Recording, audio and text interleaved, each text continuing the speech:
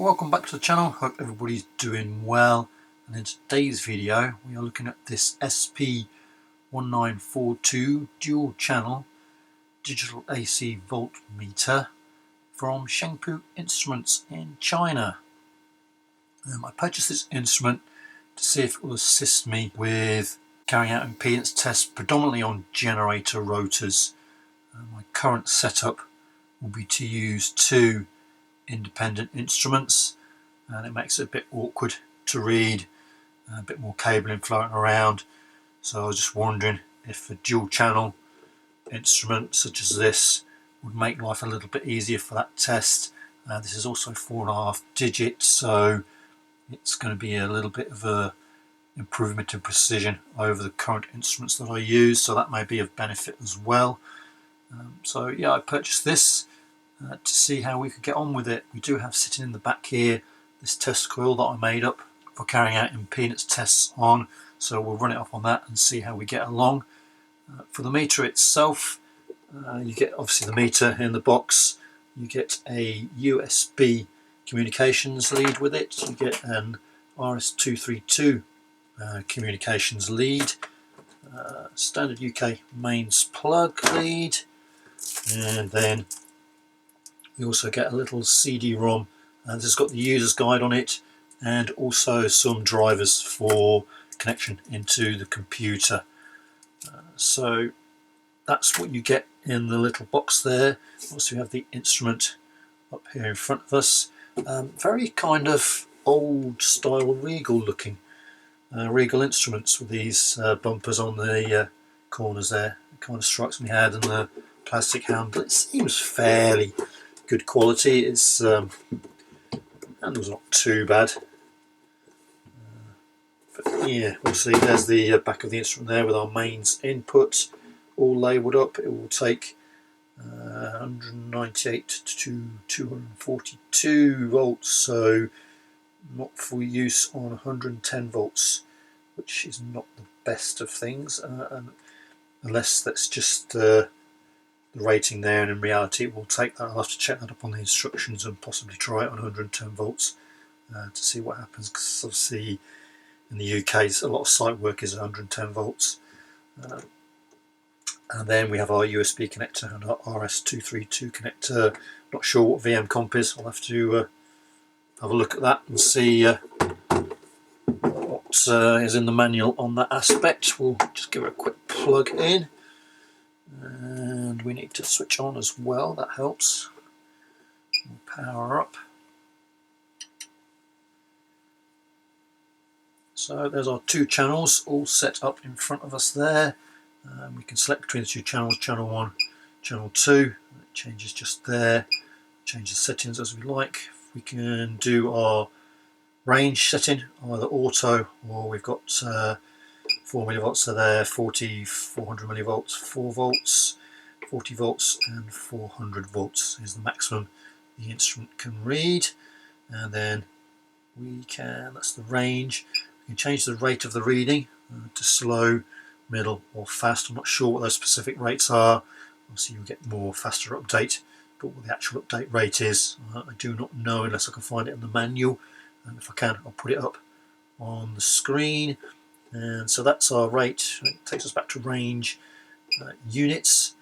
We can measure it in volts, we can measure it in dBm, dBV, watts, or voltage peak to peak.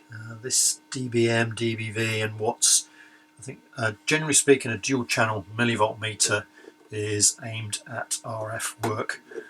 They use them a lot, so I think that's why those measurements are in there. They don't mean an awful lot to me, but they are there should you want to. And then we have a math function, and I was kind of hoping that with the maths, with me making impedance, I have one channel set up for voltage, one set up for current. I was hoping the maths I'd be able to divide channel 1 by channel 2 and I'd get an automatic impedance reading, but it doesn't look like I can do that. All I've got is statistics in here, which is your averaging function really more than anything else. We've got some limits, so you can set up some limits for the values that are measuring, I should say. And then I've got a relative measurement should we want that to 0 out, and we've got a dBm set in there, and what the reference that you use for that, and then we've got the hold function. So yeah, presume that's to do with the update as well. I'm going to have to read the manual on exactly what that is. There is no specific hold on these buttons here, so you can hold it while it's taking measurements, so which would have been nice to have that as well, really. So that's the basic of our instrument there. What I'll do is shuffle stuff around and we'll set it up on our test coil and see how we get along. So just before I wire in the SP1942 into the circuit, this will be a typical of my current setup to measure AC impedance. I am put the fluke as a voltmeter directly across the coil that I am testing, or would be the winding, and then output from the variac over this side here, which is just here. I'm wiring that through a shunt into the coil to give the power to the coil, but across this shunt I'm measuring the voltage with my second multimeter. It's a 1 ohm shunt for ease of calculation, and you can see I've got 5.12728 and 1.379 on the shunt, and we are 50.03 Hertz. So if we remember them, I will then set up the SP1942 and see if I get a comparable reading. So I've reconfigured, taken our 2 independent meters out, and I've put the SP1942 in its place. Channel 1 here is wired direct across the coil, and then channel 2 is wired across my shunt here. And you can see I've got 5.0803, 1.2953. It's not as stable as the 2 instruments, unfortunately, but we have got readings. Our frequency is comparable, isn't it? 49.94, and 50.1 on fluke, so it's not too bad in that respect.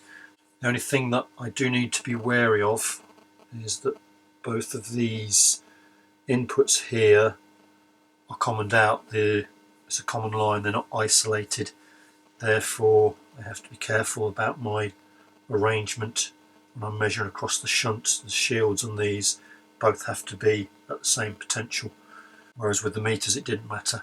Just to be wary of that, otherwise I would actually short out the shunt through the shield connection, which probably might not do the instrument very good, especially at what's saying effectively 1.29 amps going through it. So we've reconfigured back to our SP1942. We are on the same settings as previously, with 5 volts and 400 Hertz coming out. I'm currently reading 0.293 amps on BK9801, and we are reading 4.6213 and 258 millivolts, which will be directly equated to milliamps on our SP1942. What is interesting is I've got 436 500 Hertz, so the voltage values don't seem to be too bad, but if we look at frequency, I've got no frequency reading on channel 2 for some strange reason. Don't know why that would be. And I've got 485 for, ooh, crikey, 500. Yeah, the frequency is not stable on channel 1 at all, is it? Let's just go auto and see if that does anything for them. And if we change our rate to slow,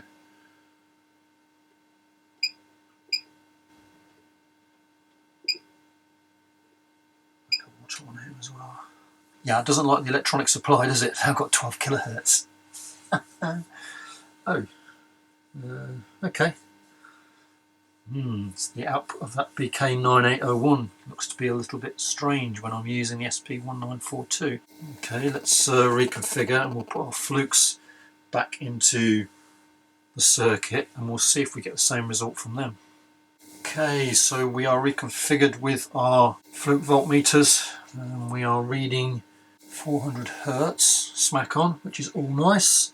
292.7 millivolts, and we are 0.292 amps on our PK901, and we are 5 volts. Obviously that's across the shunt as well, and we are 4.639, which is a much better reading. I mean, it bounces around when you're on a variac just because of the nature of the variac and the mains, whereas the electronic supply PK901 is a precision instrument, should be. But obviously we've got stable readings with our flukes, frequency and voltage, that we're not getting with our SP1942. So at this moment in time, our SP1942 does not look to be a very good purchase, does it? We shall have to put all the data in to the computer and see how the actual readings physically compare. Yeah, this is not looking good, unfortunately. Never mind, you don't know these things till you try them, do you? Okay, computer time then. So we've just set up our Regal DG1022 waveform generator, 400 Hz output, as you can see there. Amplitude, we are 1 volt RMS. We've got our 400 Hz. No problems, fairly good with that. 975 millivolts. It's a wee bit out, isn't it? It's 2 volts there. 942. We have to table these up as well.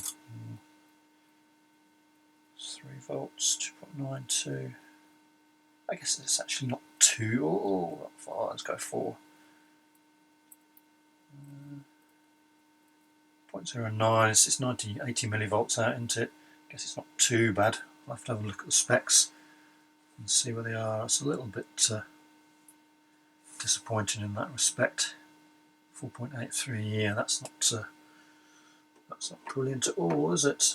Let's do channel 2.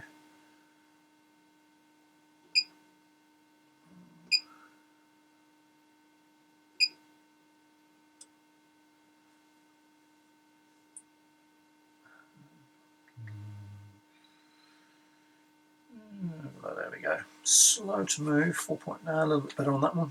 4.94. Again, you're expected to be steadier. 4.93. And we are showing 400 Hz, so we're okay there. There's 3 volts.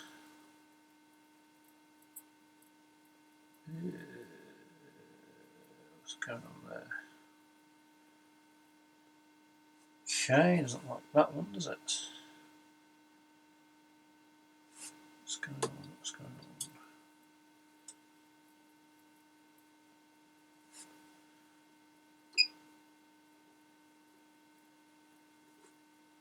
Max force 4 volts, but again, 1 kilohertz are 778 hertz. That's a duff instrument, that, isn't it? Yeah, that's no good at all, that. Unless there's something in the specs that say we need a certain amount of voltage. Oh, instrument switched off. That's not going to help.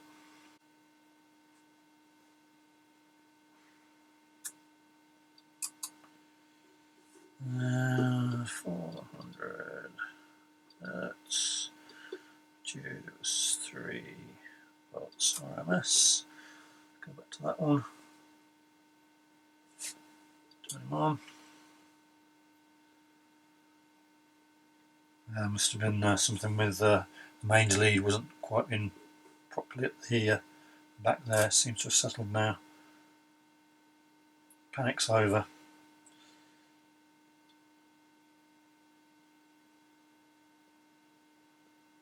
So our results are in from carrying out our tests.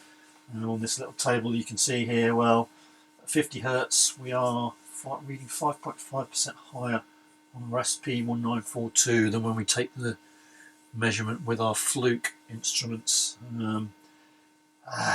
which is not really good. I can't really work to that kind of differential. The problem is with impedance measurements on generator rotors, you want them to be trended over a period of time.